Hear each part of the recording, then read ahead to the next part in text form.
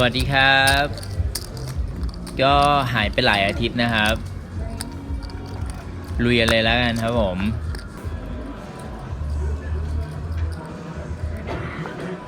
มาแฮนนี้นะครับผมมี King 7 Clubs นะครับผมอยู่ตรง Early Position ผมเบดออกไป20นะครับ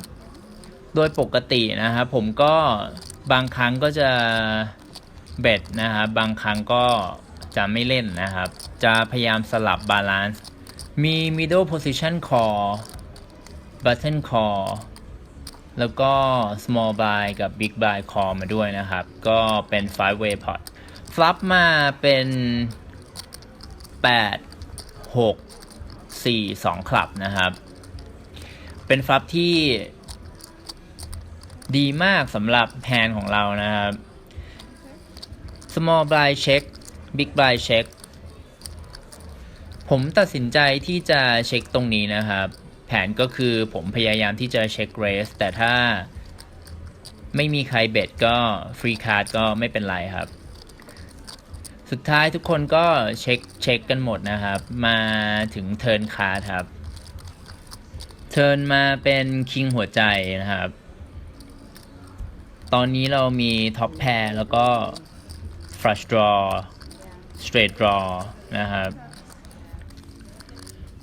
small buy เบ็ดออกมา90นะครับ big buy fold small buy นี่เป็นคนเอเชียนะครับอายุน่าจะอยู่ที่ประมาณ 35-40 นะครับก็ผมคิดว่าเขาเล่นเป็นพอสมควรเขาค่อนข้างไทยนะครับแล้วก็เลือกที่จะเล่นแฮนด์ค่อนข้างพรีเมียมในตอนนี้ผมต้องบอกตามตรงว่าผมไม่คิดว่าท็อปแพร์ของผมดีในสถานการณ์นี้นะครับเพราะจากการเบ็ดออกมาของ small buy ผมรู้สึกว่าเขาค่อนข้างสตรองมากๆนะครับผมก็เลยตัดสินใจที่จะแค่คอ90ตรงนี้นะครับที่เหลือโฟหมดมาถึง river นะครับเป็น4คลับก็มีแพร์ออนบอร์ดนะครับแต่ว่าผมก็มี flush small buy check ครับผมก็ค่อนข้างมั่นใจว่าผมมี best hand ตอนนี้ก็ต้องเลือกราคาที่จะ value bet นะครับผมเลือกที่จะเบ็ด135นะครับเขา snap call ครับผมก็รู้สึกว่าผม miss value นะครับน่าจะได้มากกว่านี้อาจจะได้ถึง185ด้วยซ้ำนะครับก็ได้พอร์ตนี้ครับผม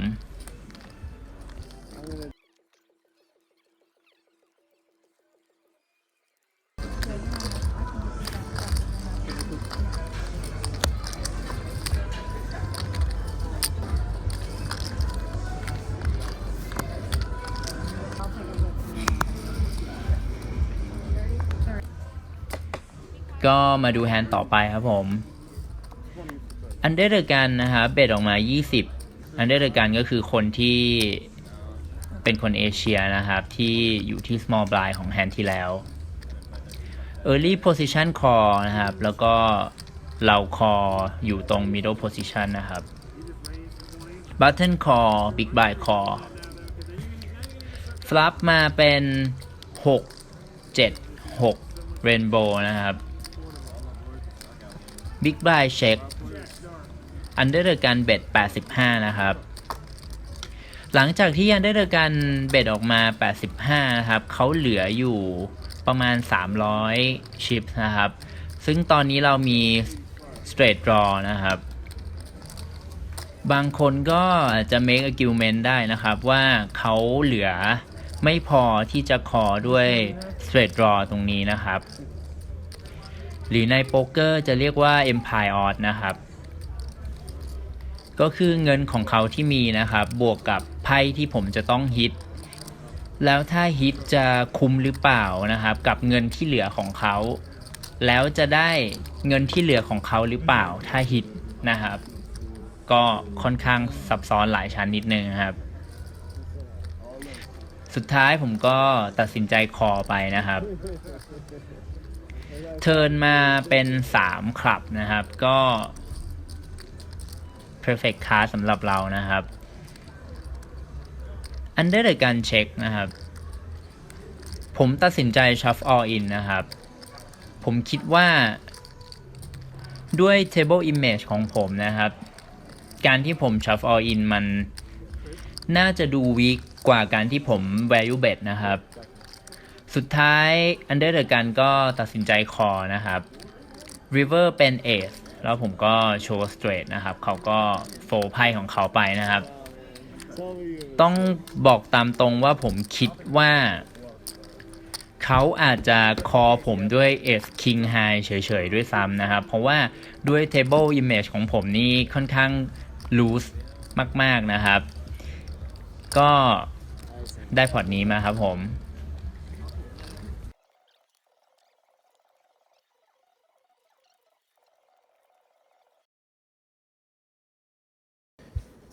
ครับก็จะมีประมาณ2แฮนด์นะครับแต่ว่าผมไม่ได้อัดไว้ก็จะมาเล่าให้ฟังตรงนี้แล้วกันนะครับแฮนด์นี้นะครับทุกคนโฟมาจนถึงผมนะครับผมอยู่ตรงบัตเทิลผมเบ็ดไป15นะครับ small buy call แล้วก็ big buy call นะครับผมมี6กับ5 off สูตรนะครับฟลับมา3 4 7 rainbow นะครับผมฟลับ nut straight นะครับ small buy check big buy check นะครับผมเบ็ดไปที่25 small buy raise ไปที่75นะครับส่วน big buy นะครับ re raise ไปที่225ผมก็ re raise ไปที่575นะครับ small buy 4นะครับผมก็หวังว่า big buy น่าจะ call นะครับหรือว่าอยากให้เขา re raise กลับมาครับสุดท้ายเขาก็ 4 ไปนะครับผมคิดว่าแฮนด์นี้นะครับทั้ง2คนไม่น่าจะมีอะไรทั้งคู่นะครับมาถึงแฮนด์นี้นะครับเป็น straddle pot นะครับทุกคนโฟมาถึงผมอยู่ตรงดีลเลอร์นะครับผมเบ็ดไปที่35นะครับ small buy 4นะครับ big buy call 35แล้วก็ straddle 4นะครับ big buy เป็นคุณลุงเอเชียนะครับก็ผมเคยเล่นกับเขาแล้วนะครับเป็นคนที่ค่อนข้างเล่น aggressive พอสมควรนะครับก็ฟลับมานะครับเป็นAce 88นะครับ Rainbow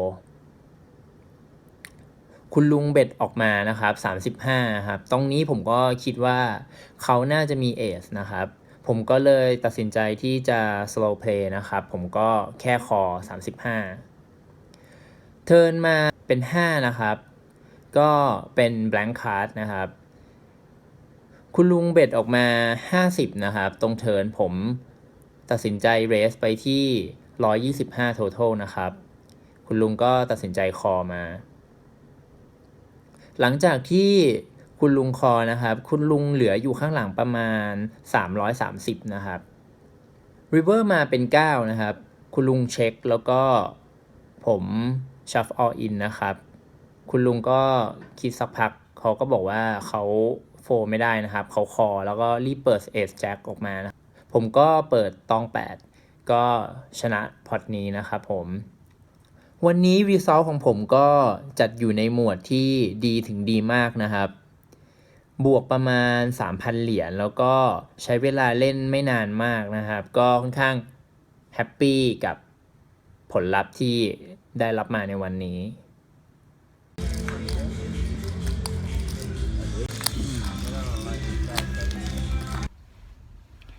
สวัสดีครับพอดีมีน้องนะครับ inbox เข้ามาถามเรื่อง Bankroll Management นะครับว่าคนที่เล่นโป๊กเกอร์ full time เนี่ยเขาคำนวณรายได้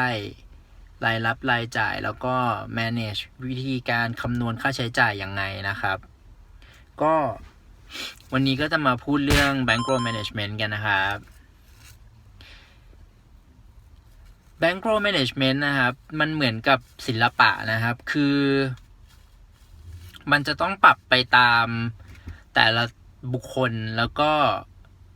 วิธีการใช้ชีวิตของแต่ละบุคคลนะครับค่าใช้จ่ายหลักในแต่ละเดือนที่จะต้องจ่ายเป็นประจำแล้วก็วิธีการใช้เงินส่วนตัวด้วยนะครับ Bankroll Management เนี่ยจะพูดให้ง่ายก็ได้ครับหรือจะพูดให้ยากก็ได้จะอธิบายให้ง่ายก็ได้จะอธิบายให้ยากก็ได้ที่ผมจะมาอธิบายในวันนี้ก็จะเป็นความคิดเห็นส่วนตัวของผมเองนะครับอย่างแรกนะครับถ้าคิดว่าจะมาเป็นโป๊กเกอร์โปรหรือว่าเล่นโป๊กเกอร์ฟูลไทม์นะครับสิ่งแรกที่จะต้องมีนะครับก็คือเงินนะครับเงินจะต้องมีมากเท่าไหร่ถึงจะพอนะครับถ้าเป็นความคิดเห็นส่วนตัวของผมก็คือควรจะมีอย่างน้อยประมาณ50 buy in นะครับสมมุติว่าถ้าเล่นวันตรี maximum buy in อยู่ที่500นะครับแต่ว่าแล้วแต่ปรับตามบางคนอาจจะ buy in 300แต่ว่าสำหรับผมจะคิด maximum buy in ไว้ก่อนนะครับก็คือ500 เหรียญนะครับ50 big buy ก็จะเป็นเงินทั้งหมด 25,000 เหรียญนะครับ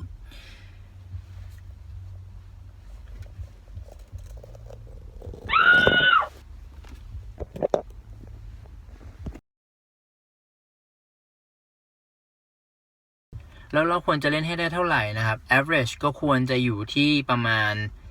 7 ถึง 10 big blind ต่อชั่วโมงนะครับถ้าสมมุติเล่นวันตรี10 big blind ก็คือ30 เหรียญนะครับสำหรับผมนี่ควรจะได้10 big blind ขึ้นไปนะครับถ้าได้น้อยกว่านี้ผมคิดว่ามัน